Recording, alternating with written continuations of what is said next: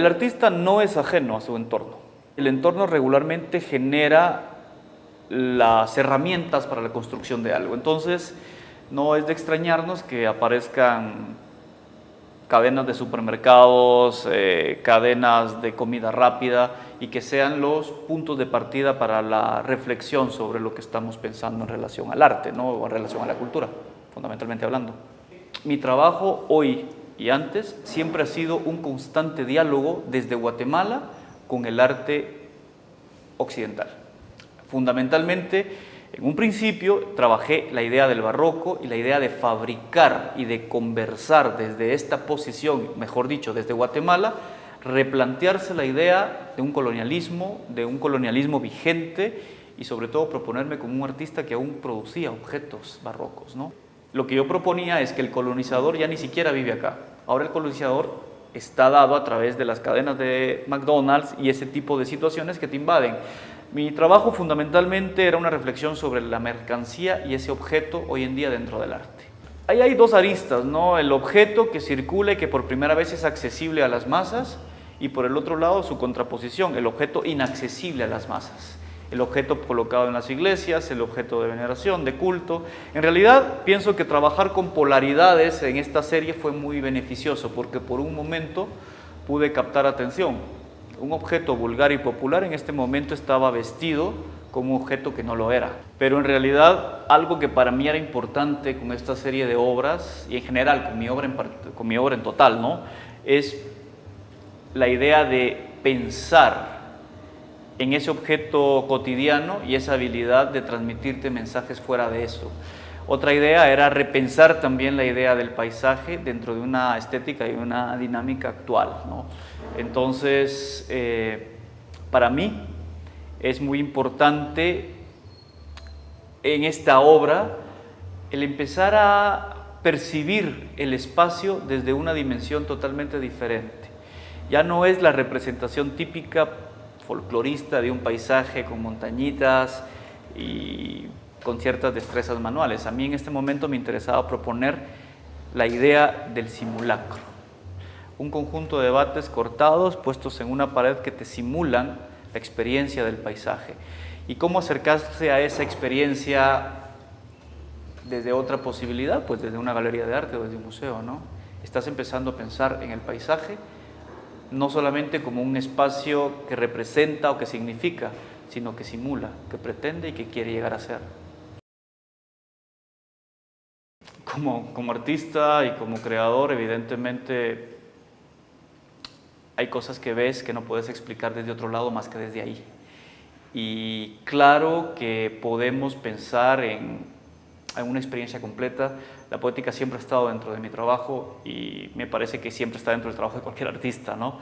Probablemente hay poéticas más fáciles y dinámicas más difíciles, pero en todo caso la poética es un ejercicio que cuando deje de existir, deja de existir la creación artística, ¿no? El punto de partida de todo va por ahí.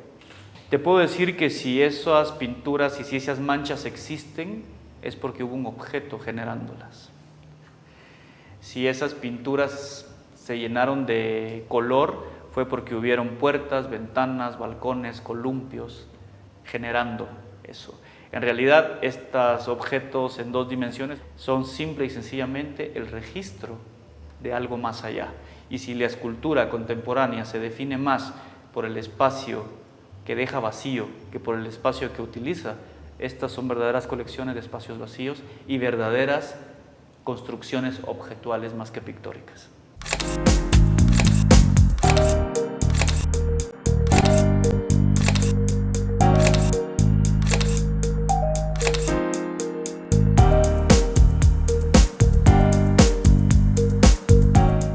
Uno de los aspectos que a mí me parecen más interesantes y más relevantes del arte guatemalteco es que tiene, y ahí coincido con Mario Roberto Morales, ¿no?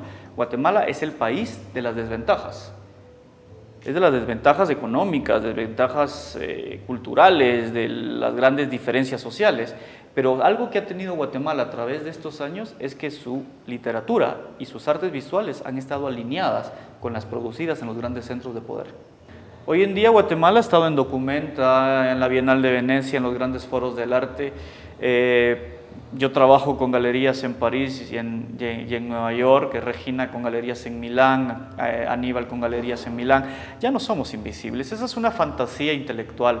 En realidad somos más visibles que antes porque por eso mismo tenemos el nivel de circulación que tenemos. Ahora lo que sí es invisible es un buen cuerpo de artistas que no han tenido acceso a estas traducciones, o sea, a críticos internacionales que tengan la habilidad de poder hablar de su trabajo y poderlo explicar en términos intelectuales y de primer nivel. Entonces, en realidad, aquí uno de los grandes problemas no es la ausencia de un arte de nivel, es la ausencia de toda la ingeniería cultural que hace visible a ese arte de nivel. ¿Por qué Guatemala tiene 2 o 3 artistas que salen fuera de Guatemala? Pues porque la crítica y el aparato de la crítica local de arte no ha tenido la habilidad de poderlos llevar a otros espacios. La idea de periferia como tal es una idea que parte precisamente de la periferia, porque me parece que Occidente, por así decirlo, tiene aspectos más interesantes en los cuales discutir sobre nosotros, ¿verdad?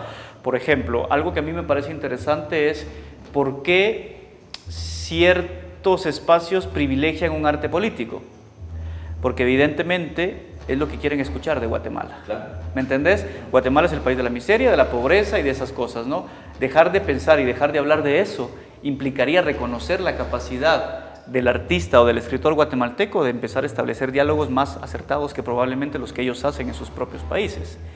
Yo creo que vos ves trabajo, por ejemplo, de Benvenuto Chabajay o de Edgar Calel y no ves diferencia alguna entre Gabriel Orozco, Abraham Cruz Villegas. Entonces, realmente a mí me parece que si algo a mí me tiene muy descontento es que no veo que la crítica de arte tenga la habilidad de poder leer a los artistas y llevarlos a otros espacios. Y eso es tremendo, ¿sabes? Porque sí tienen el poder dentro del país, tienen el poder para decirle a este está bien y este está mal, pero no tienen la habilidad para poder llevarlos a un mejor espacio, ¿no? Ya no existen esos rezagos de ir a actualizarse a la periferia. Sí. Ahora tenemos, te puedo decir una cosa, precisamente en los últimos meses ha venido a Guatemala Cecilia Fajardo Gil, la Chief Curator del Museo de Arte Latinoamericano de Long Beach, ha venido Dan Cameron, Chief Curator del Orange County Museum y fundador del New Museum de New York, ha venido Isolde Mayer, curadora del SCAD Museum de Savannah, de Londres y de La Roche en París. O sea que en realidad no estamos lejos. Ahora el sentido es inverso. ¿Por qué? Porque tenemos la capacidad de generar un arte interesante y atractivo.